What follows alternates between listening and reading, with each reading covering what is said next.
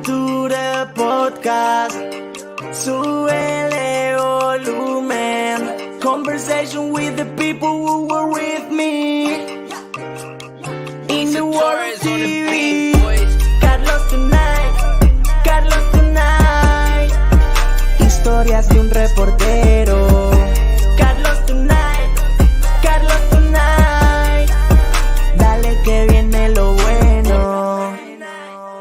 Hey everyone, welcome to Carlos Tonight. Thank you so much for listening on your favorite podcast platform and of course for watching wherever you're watching this from. You know, I was talking to someone this week about my recent visit to San Diego Comic-Con. I had a very awesome time. It was my 7th convention. I missed last year because I believe they held it on Thanksgiving weekend, and we all know that I go home to Miami during Thanksgiving. But had a good time. My cosplay had a glitch with that, but I'll make up for it because Halloween is just around the corner. So since Comic-Con, we've had She-Hulk, we've had Deadpool teaser, we've had D23 was held, The Munsters came out, and we have 2 Black Panther trailers right now. And I was just introduced to Dark Specter. And joining me to talk about this fascinating character is the man behind it all, Bruce Nachsin. Hey, how's it going? Hello, Carlo. Thank you for having me on. Not that you had much of a choice. Hello, everybody. Tonight I'm Carlos. Wait a minute. No, tonight I'm on Carlos Tonight. Yes, that's right. So how are you? That's my first question. And my first answer will be, I am fine. And my first question to you is, how are you? I'm well. Getting ready for the Halloween season. I love the fall, and I love when it gets cold because we had a very brutal summer, I believe. How about you?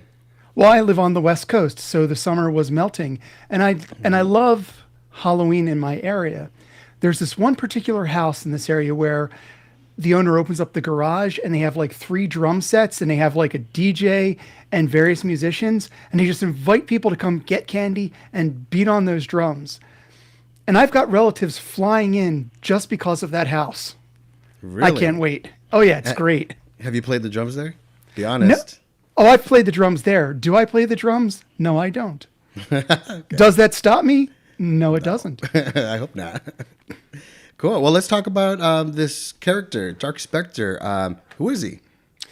The Dark Specter is someone who came from a, not, shall we say, happy childhood, not because of his family, but because of being, somebody who was picked on, bullied. He was in the out crowd.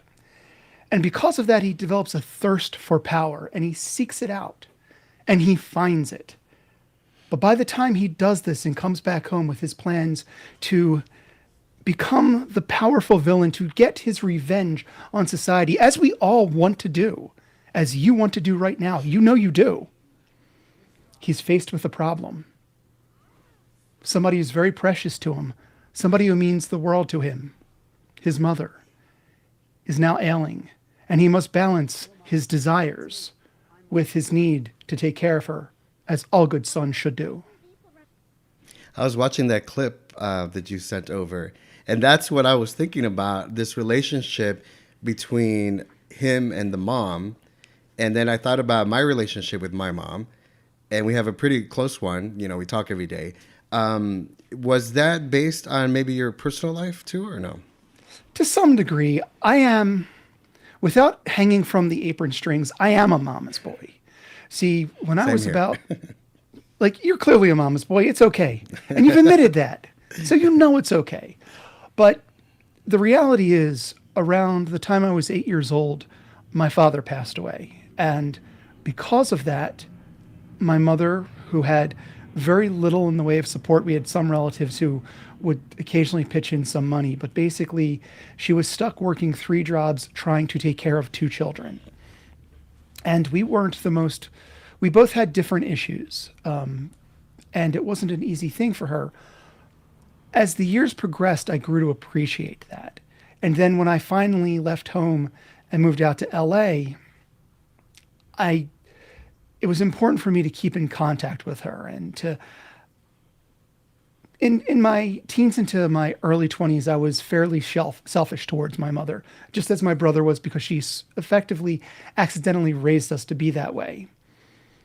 But a neighbor at one point intervened with me and pointed this out to me and made me feel terrible and guilty as I needed to. And after that, I just wanted to keep close contact with my mother. And so I was 4 or 5 times a week, whether I had anything to talk about or not.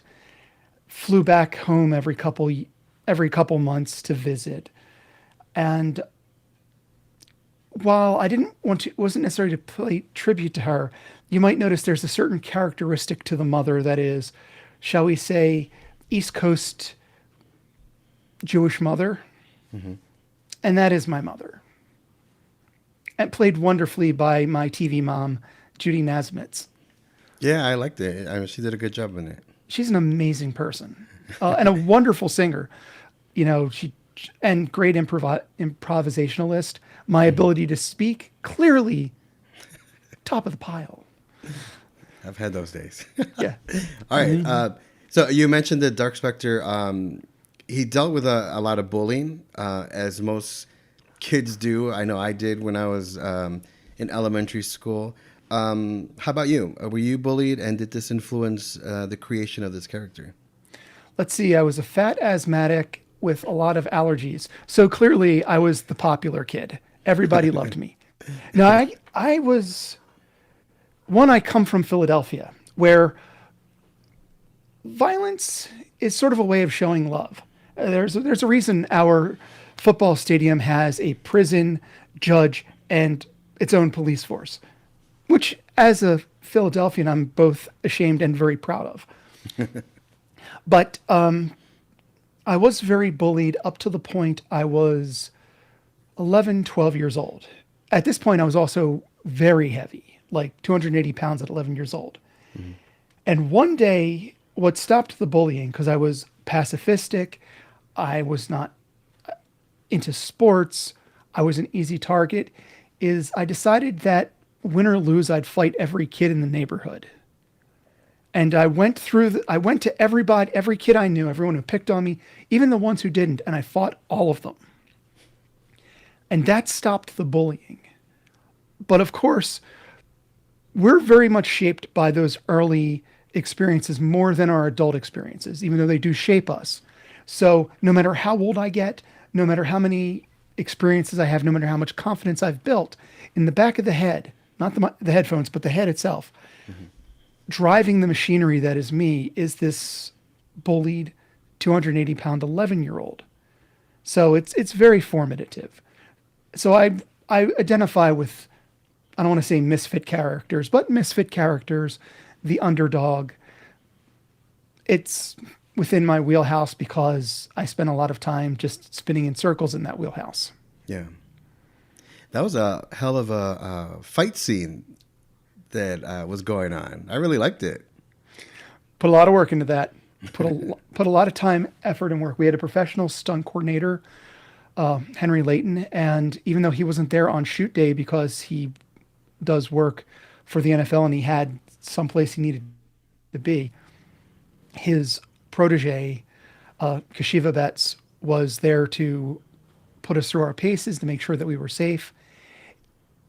That shoot day took about 13 hours, and it was me and Mark under the hot sun, just having it out. In your outfits. in our outfits, yeah. That were not conducive to reflecting the light. I was like sitting there watching and thinking, how did this all come together? Like, can you describe from the piece of paper to what we saw on the screen? So Dark Specter 2 wasn't actually going to be a thing. It's called Dark Specter 2 because there is a Dark Specter 1. And while I'm proud of it, it's not what the Dark Specter 2 is, and it is not what I have in mind for more if more becomes possible. Mm-hmm. So Dark Specter 1 was a sketch comedy because I was in a group with Judy called Fred Willard's Mohos. And it was the beloved comedian, actor Fred Willard. He had a sketch comedy team of his friends. And I got invited into this group. I don't know how. Well, I mean, I do know how, but it doesn't matter. And we'd gather every Monday with a bunch of sketches and put them up, and then he'd put up shows. So I wrote this sketch about a villain and a hero having this argument, mostly using metaphors of gardening. And then at one point, this old woman comes in. Well, not old Judy. I know you're not that old. This woman comes in, and it turns out to be the mother of the villain. And she breaks up the fight, and she thinks it's a date, and it just kind of ruins the entire thing for everybody. But that's it. It's just a sketch, like you'd see on Saturday Night Live. So you should see it. It's called Dark Specter, not to be confused with the Power Ranger Dark Specter. One of the people I made this film with at one point told me, hey, I'm going to have all this filming equipment. We should do something else. So I wrote what I thought erroneously, moronically, would be a silly, quick little thing to be, which was Dark Specter II. We'd have this fight. We'd then have this scene with the mother. And back with the original Dark Specter 1, what had happened is the director of that short said to me, if these people weren't sketch comedy characters, why would they be there? Why would the mother be there? And that led my thought process. Well, if she was there and it wasn't that she drove him there because he's a loser, because that's the sketch comedy reason why something would happen, why would she be there? Why would she need to be there? And it occurred to me, well, if she needed to be there, she couldn't be anywhere else. Something's wrong. Oh my God, she has early onset Alzheimer's. She's there because he has to keep an eye on her, even when doing his nefarious deeds. That would limit them. That would sort of constrict him. He would have issues. That led to the writing of Dark Specter 2. But then I wrote this thing, and the equipment went away, and I had this thing. And I had several friends who wanted to help me out because they really liked Dark Specter and they believed in it. So we came up with the idea of doing a Dark Specter 2. So we threw a Kickstarter to get some money. We're looking for $5,000. We just made the $5,000, which doesn't help when you have already promised about 1,500 of that in various prizes and goodies. Mm-hmm. So it's their take, and then it's that 1,500 gone away. So ultimately we had $3,000, and we scheduled the shoot. I was in an acting class at a place called the Beverly Hills Playhouse. One of the people I had known was Mark. And what I liked about Mark is he was a leading man, but he was also a nerd and goofy. Like, Mark he's more of a craftsman artist. Like, you ever see those like river tables where it's driftwood and then there's like a center thing with things in it, so it looks like this like riverside scene of flowing tributary? Mm-hmm. He does that for fun. He bought himself like a broken down 1940s truck, and that's his drive around the city vehicle that he totally restored himself. Wow. But he's also a talented actor, and he's a good, responsible dude. So it's like, okay, I've got myself somebody to play the hero. And then it grew from there. Because when you see shorts like that, either it's people who have resources, which we didn't really have, or it's sort of other production companies just running tests and doing things. People have money or budgets and they find things. We didn't have any of that. But I wanted to... So when you see independent people do shorts like that, they tend to be very low quality. Or the fights aren't very good, or the VFX are cheesy or non-existent, or everything's hinted at. I didn't want to do that. I wanted it to be real. I wanted it to be like... And maybe not, I might not have gotten there, but I wanted it to be as if like a couple minutes of a Marvel movie fell off and landed in an independent film. That began costing us a lot of money. So I found a location. We shot all day in Riverside County in front of their city council building, the CAC building. We had a permit to be there. It was closed because it's not open on a Sunday. So that was an entire day, and that was like getting an entire infrastructure out there. Then, of course, Judy wanted to do it, so we had to find a house. And there was probably a crew of about 30 people. And on fight day, there was about 20 extras. So it was a pretty big ordeal. Wow. Self-financed between me and the director. And then after we shot it, which was the easy part, then came post-production. And that ended up costing us, after being ripped off a few times by various VFX houses for one form or another. And I could tell that story if you're interested, though I don't know how interesting it necessarily is. But it does involve actual fraud. The director got frustrated and eventually pulled about $25,000 out of his own savings to pay for special effects, which is why the fight scene looks like it does. So, yeah, that fight scene is amazing. So congratulations with that. Why, thank you. I'm very proud of my team.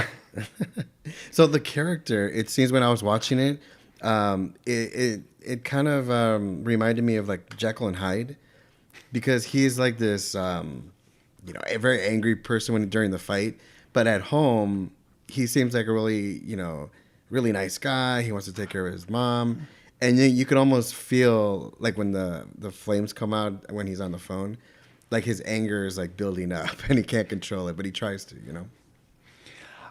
I never thought of it as a Jekyll and Hyde thing, because my view of what I wanted for the Dark Specter is a lot of times when you have characters who have some positive qualities, they're also anti-heroes. They're not villains.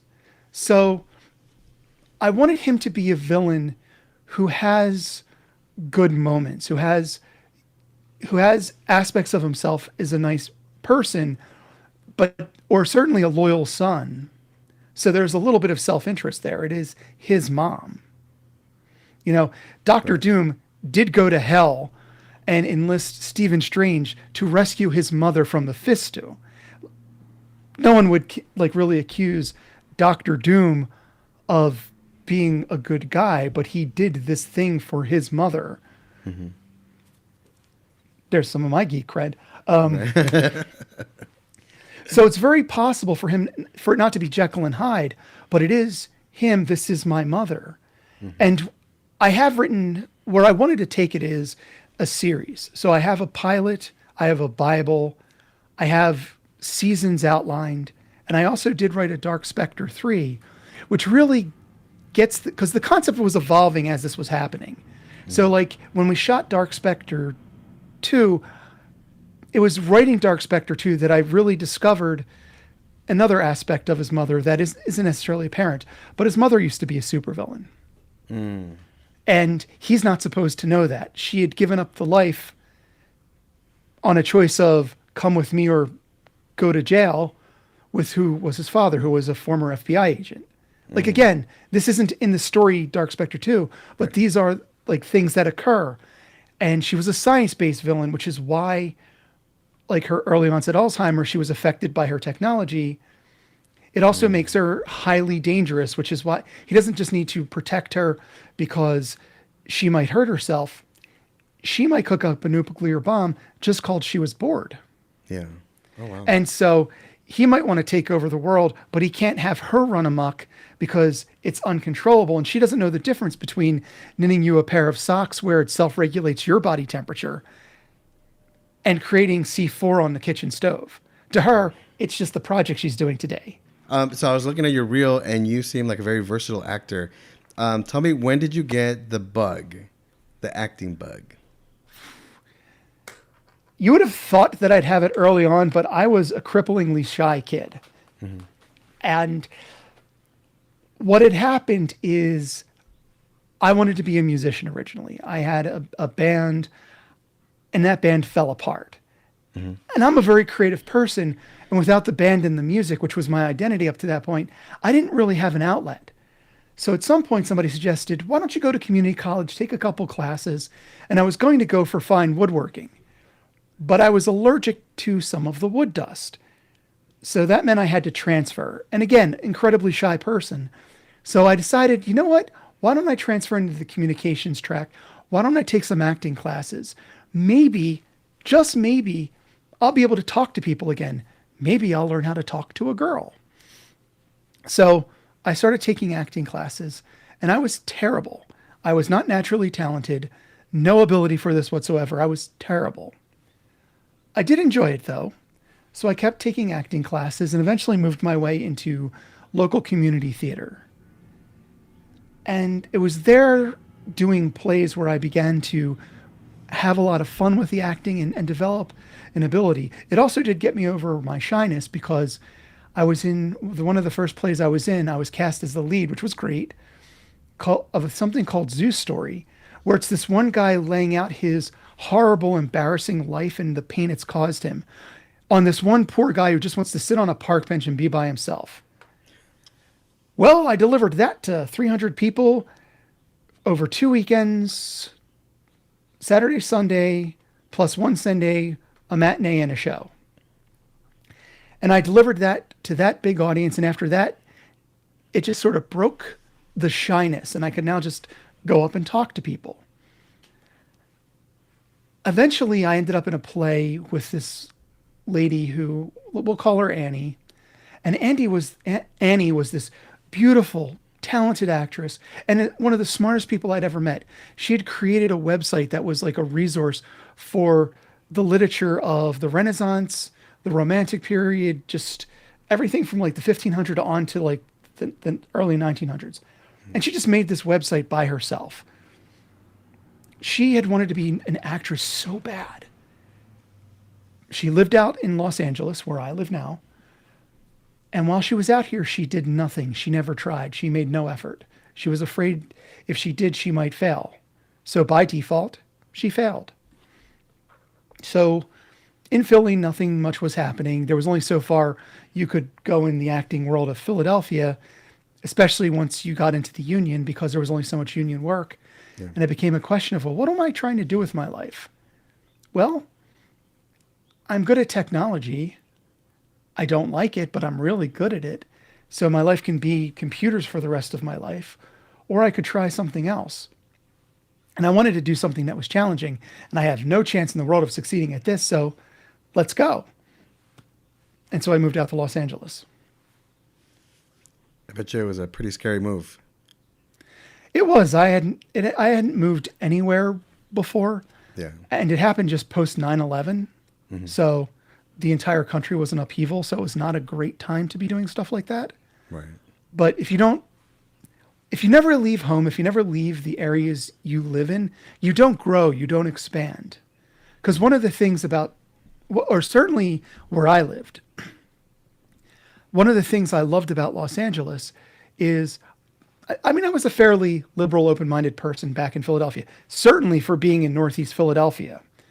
But when I moved out to Los Angeles, everything, every culture, every type of person, every walk of life you'd like to meet or encounter is out in Los Angeles. Every piece of culture you may never have been experienced or been exposed to, it's out in Los Angeles. Mm-hmm. It's mind expanding to do that. So it opened up my world quite a bit. And I love it. So while it was certainly scary because it's an expensive city, until you find your people, it's an unforgiving city. It's a very transient city. So a lot of the people you do meet are here because they want something and don't know how to get it.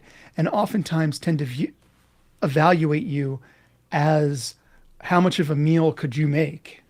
Yeah. But over time, if you can survive the first couple months, you start finding your people. And then once you do, and you become an actual resident, it becomes a very wonderful place to live.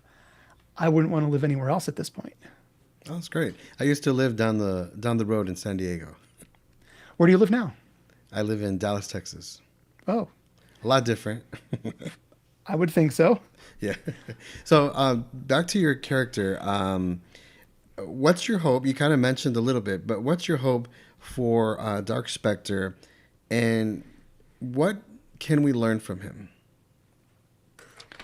So what Dark Specter... So latter question first.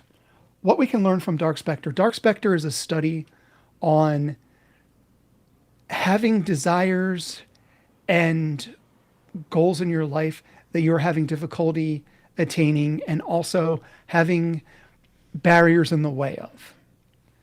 I think a lot of people since I am a latter Gen Xer, like just, I think a lot of people in my generation can relate and have this feeling. But a lot of times the things you want in the world, there are barriers to getting them. And a lot of times The first barrier is just not knowing how to start and making those steps. Well, imagine having that challenge while being an incredibly powerful individual with a chip on his shoulder. So some lessons can be taken is the right and wrong way to cope with adversities in life, the value of family, that responsibility still falls on the shoulder of people who don't necessarily want it or are capable of dealing with it. And also, sometimes you still need to find your humanity even when you're blinded by anger. Those are some of the concepts. So having just opined that and what I was hoping to do with it is I wanted to grow it into a series. Mm-hmm. And that got a bit derailed by the pandemic because even though I've been out here in a solid way since about 2004, because there was some back and forth just trying to get my footing out here. I'm